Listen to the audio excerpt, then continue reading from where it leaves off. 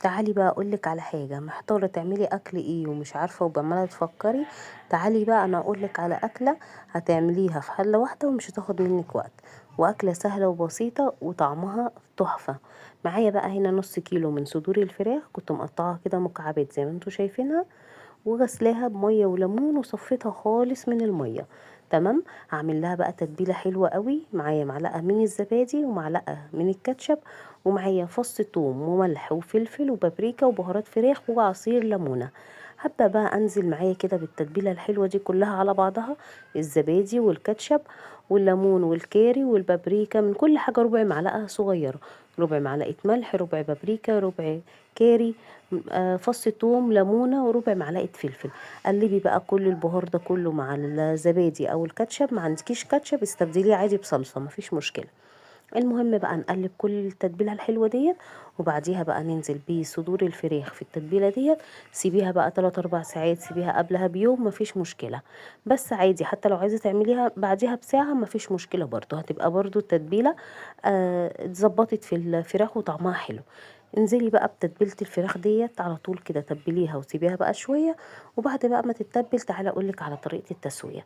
هتجيبي طاسه، هتحطي فيها معلقه من الزيت او معلقتين كبار من الزيت، وتبداي بقى تسيبيهم على نار عاليه يتشوحوا، ومش هتعملي حاجه اكتر من كده. وبعد ما تستوي هقولك بقى تعملي ايه. يبقى كده قلنا على طريقه التتبيله وطريقه التسويه. تعالي بقى نعمل شويه رز كده بسمتي حلوين على الاكله الجميله بتاعتنا دي. معايا حله فيها معلقتين من الزيت كبار، كانوا سخنين، نزلت ببصله كده متوسطه تصفر معايا لحد ما تدبل خالص، ومعايا جزرايه مبشوره. هشوح بقى البصلايه كده مع الجزرايه لحد ما تشوح تشويحه حلوه كده والجزرايه تستوي معايا. وكان معايا نص كيلو من الرز البسمتي. لازم الرز البسمتي قبل ما اعمله اكون نقعاه كده حوالي 10 دقايق، علشان الحبايه ما تاخدش وقت معايا في السوا. وبهاراتي بقى، معايا كاري ومعايا كركم وفلفل اسود وقرفه وليمون مجفف وورق لوري وحبهان وقرنفل. كل ده بقى هشوح كده البصلايه مع الجزرايه مع التوابل الحلوه الجميله بتاعتنا ديت، بتخلي طعم الرز تحفه. حطيت بقى الرز بتاعي البسمتي ونزلت عليه بمكعب من المرق وحبة من الملح. ظبطي بقى الملح زي ما انت عايزة. وبعد كده بقى اهم حاجة، انزلي بقى بمية مغلية كده على الرز لحد ما يبقى حوالي مثلا ايه كوبايتين ونص من المية.